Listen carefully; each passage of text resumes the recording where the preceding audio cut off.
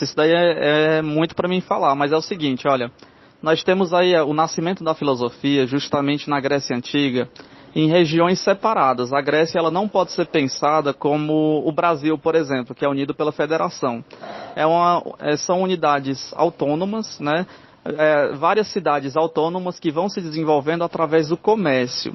Então, um dos principais fatores que vão fazer com que a filosofia nasça é o comércio, porque os gregos, né, da cidade de Mileto, da cidade de Atenas, eles vão comercializar com outros povos antigos também muito bem desenvolvidos, mas esses povos, eles estão dominados, eles ainda carregam a tradição dos mitos, da mitologia, né?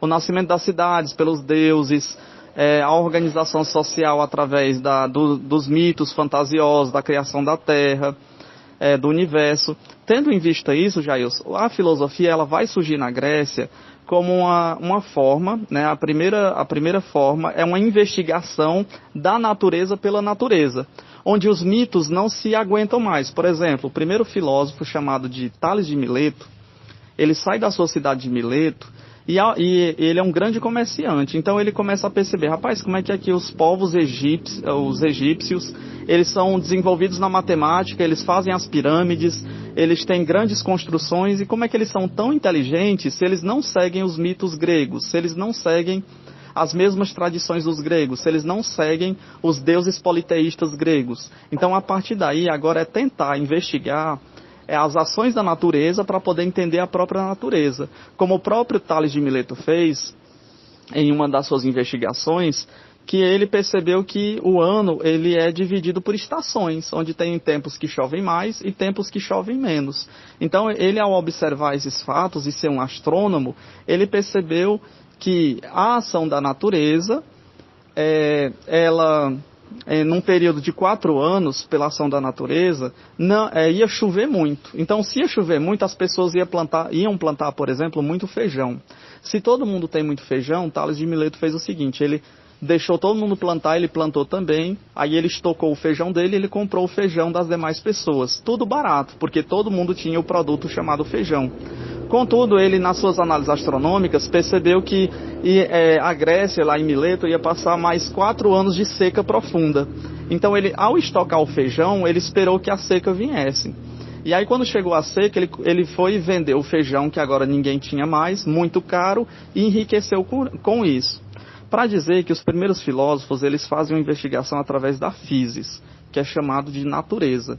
Então o Tales, na sua investigação, ele começou a perceber que na planta, no cachorro, no gato, no ser humano, na nuvem, em todos os elementos que ele encontrava, que ele ia estudar minuciosamente através de um corte, ele percebeu que tudo tinha água.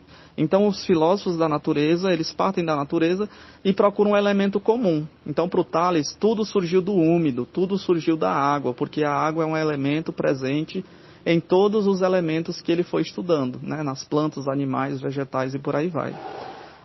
O Sócrates, né? Aliás, o Pitágoras, que é outra pergunta que você fez, o Pitágoras ele vai além disso porque ele procura a perfeição das coisas. E no mundo de perfeição e imperfeição entre o Heráclito e o Parmênides, né? Que são 2 filósofos pré-socráticos também, o Pitágoras ele vai perceber que a perfeição está justamente na matemática. Então, os números, eles são perfeitos por si só, né? E aí ele faz uma escala numérica de 1 a 10, ou de 1 a 7, se eu não me engano. E aí ele vai classificando que o 10 é o número mais perfeito de todos. Então, por isso, essa supervalorização da matemática. É como se fosse uma aproximação do que Francis Bacon vai dizer lá na Idade Moderna, que o Tales, que o Pitágoras, ele usa da matemática para poder entender a natureza. Então a matemática é para desvendar o mundo. O mundo está encoberto por cifras, decodificações de cunho matemático. E a matemática para o Pitágoras também assume também um cunho religioso. É como se os números fossem uma religião a ser seguida, uma contemplação dos números, para se chegar a uma perfeição pura e verdadeira.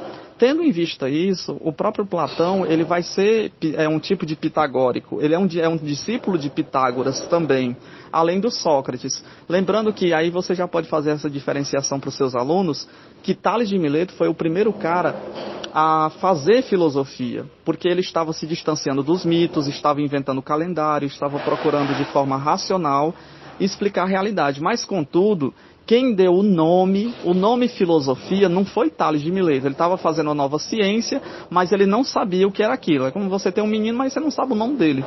E quem vai dar o nome a essa nova ciência é justamente o Pitágoras, que é o pai da matemática.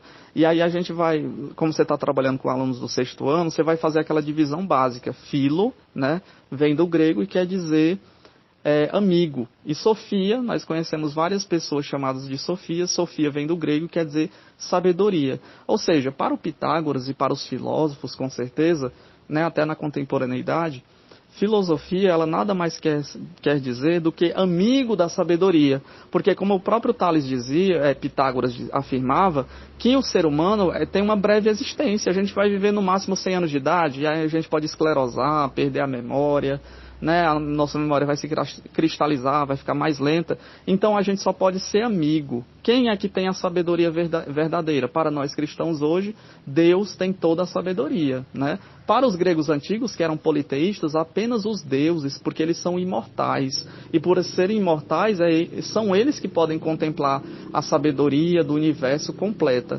Cabe ao filósofo apenas investigar. Eu lembro do livro da Mariana Chauí que o Pitágoras ele faz uma comparação muito distinta sobre a filosofia. É como se você fosse num campo de futebol.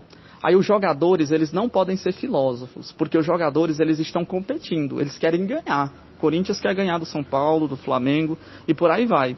Então, os filósofos, eles também não podem ser as pessoas que vendem pipoca e os ingressos, porque o objetivo deles é o lucro. Eles querem arrecadar dinheiro com aquilo, eles querem ganhar cada vez mais, eles querem sustentar a sua família.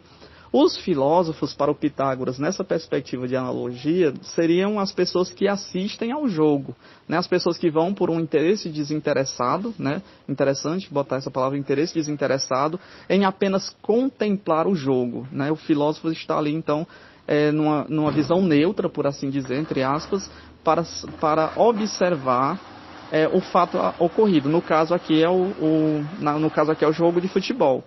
E aí a gente vai colocar racionalidade, mas cuidado, porque os filósofos também, eles utilizam muito dos mitos para poder explicar a realidade.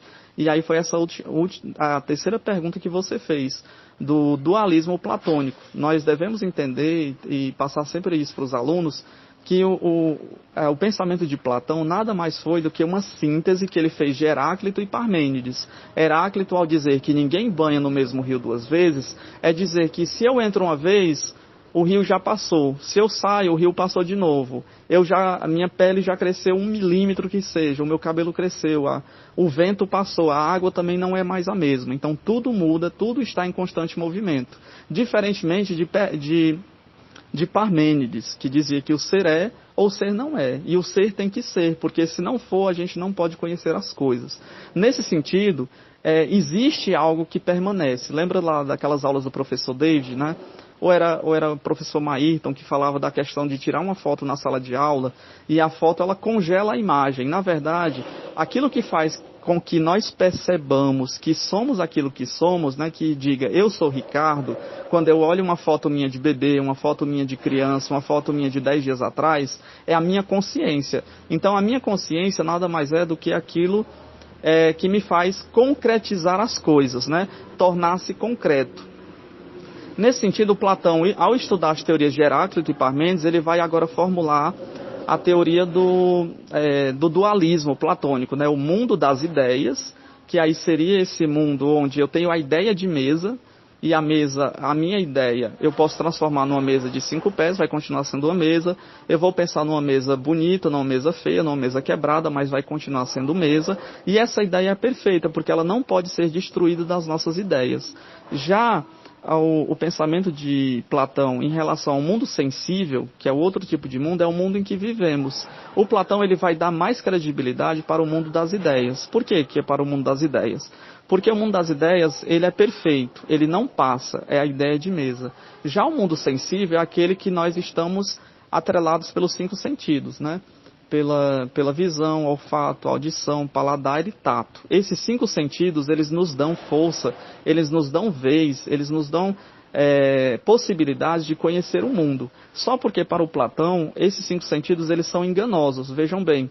Veja bem, toda vez eu vou para as escolas, e aí quando vem o meio-dia, de uma escola para outra, ao olhar assim para o meio da pista quente, né, o solzão quente batendo na pista, eu vejo água na pista. Então a minha visão, que é um dos cinco sentidos, ela está me enganando, né? A minha visão ela faz com que eu veja algo que não existe. É a refração da luz que bate na pista e me faz a ilusão da água. Como uma pessoa que está no deserto com sede e começa a ver miragens, né? Pés de coco, água e por aí vai. Então, Jair, nesse sentido, eu acho que dá para você desenrolar um pouco sobre a filosofia. Qualquer outra pergunta pode mandar aí, que estamos aqui para isso. Valeu.